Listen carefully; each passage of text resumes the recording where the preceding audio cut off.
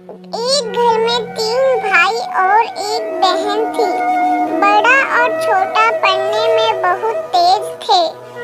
उनके माँ बाप उन चारों को बेहद प्यार करते थे, मगर मझले बेटे से थोड़ा परेशान से थे।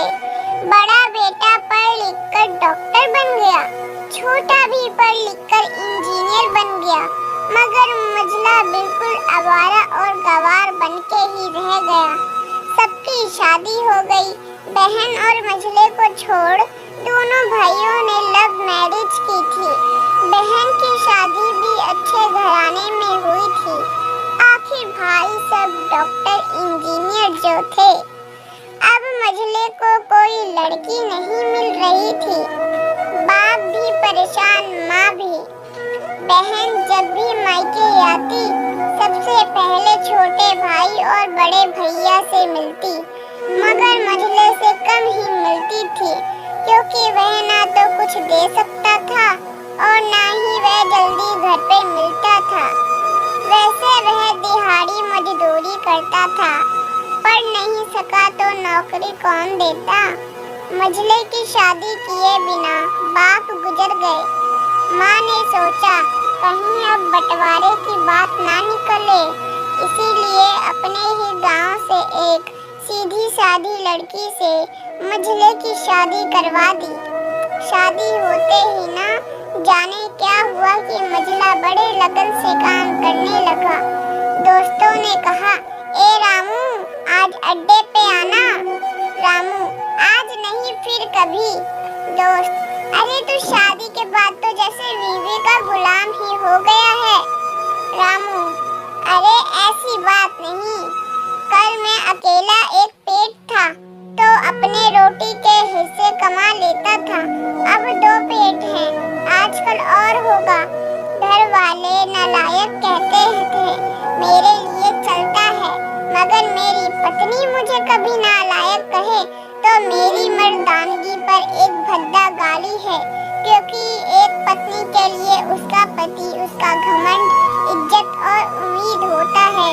उसके घर वालों ने भी तो मुझ पर भरोसा करके ही तो अपनी बेटी दी होगी, फिर उनका भरोसा कैसे तोड़ सकता हूँ। कॉलेज में नौकरी की डिग्री मिलती है और ऐसे संस्कार माँ बाप से मिलते हैं। इधर घर पे बड़ा और छोटा भाई और उनकी पत्नियां मिलकर आपस में फैसला करते हैं कि जायदाद का बंटवारा हो जाए, क्योंकि हम दोनों लाखों कमाते हैं मगर मझला ना के बराबर कमाता है। ऐसा नहीं होगा। माँ के लाख मना करने पर भी बंटवारा की तारीख तय होती है। बहन भी आ जाती है, मगर रामू है कि काम पे निकलने के बाहर आता है। उसके दोनों भाई उसको पकड़कर भीतर लाकर बोलते हैं कि आज तो रुक जा, बंटवारा कर ही लेते हैं। वकील कहता है ऐसा नहीं होता, साइन करना पड़ता है। रामू, तुम लोग बंटवारा करो, मेरे हिस्से में जो देना है दे देना, मैं शाम को आकर अपना बड़ा सा अंगूठा चिपका दूंगा पेपर पर। बहन, अरे बेवकूफ, तू गवार का गवार ही रहेगा। तेरी किस्मत अच्छी है कि तू इतनी अच्छे भाई और भैया से मिले। माँ, अरे रामू आज रुक जा, बंटवारे में कुल 10 बीघा जमीन में दोनों भाई 5-5 रख लेते हैं और रामू को पुश्तैनी पर छोड़ देते हैं। तभी रामू और से चिल्लाता है, अरे फिर हमारी छुटकी का हिस्सा कौन सा है। दोनों भाई हंसकर बोलते हैं, अरे मूर्ख, बंटवारा भाइयों में होता है और बहनों में के हिस्से में सिर्फ उसका मायका ही है। रामू, ओह, शायद पढ़ा लिखा ना होना भी मूर्खता ही है।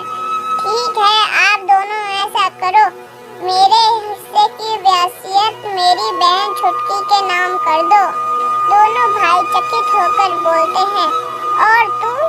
रामू माँ की ओर देख के मुस्कुराता बोलता है, मेरे हिस्से में माँ है ना। फिर अपनी बीबी की ओर देखकर बोलता है मुस्कुरा के, क्यों नंदिनी जी, क्या मैंने गलत कहा।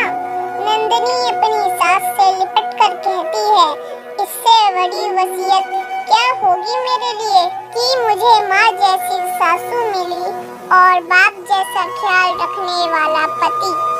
बस यही शब्द थे जो बंटवारे को सन्नाटा में बदल दिया। बहन दौड़कर अपने गवार भैया से गले लगकर रोते हुए कहती है कि माफ कर दो भैया मुझे, क्योंकि मैं समझ न सकी आपको। रामू, इस घर में तेरा भी उतना ही अधिकार है जितना हम सभी का है। बहुओं को जलाने की हिम्मत किसी में नहीं, मगर फिर भी जलाई जाती है, क्योंकि शादी के बाद हर भाई हर बाप उसे पराया समझने लगते हैं। मगर मेरे लिए तुम सब बहुत अजीज हो, चाहे पास रहो या दूर। माँ का चुनाव इसीलिए किया ताकि तुम सब हमेशा मुझे याद आओ, क्योंकि ये वही कोख है जहाँ हमने साथ साथ 9 महीने गुजारे। माँ के साथ तुम्हारी यादों को भी मैं रख रहा हूँ। दोनों भाई दौड़कर मजले से गले मिलकर रोते रोते कहते हैं, आज तो तू सचमुच का बाबा लग रहा है। सबकी पलकों पे पानी ही पानी। सब एक साथ फिर से रहने लगते हैं। दोस्तों, उम्मीद करती हूँ कि ये कहानी आपको पसंद आई होगी। अगर पसंद आई हो तो कृपया लाइक और सब्सक्राइब करना ना भूलें। धन्यवाद। और इस कहानी पर अपनी राय देते हुए कमेंट ज़रूर करना।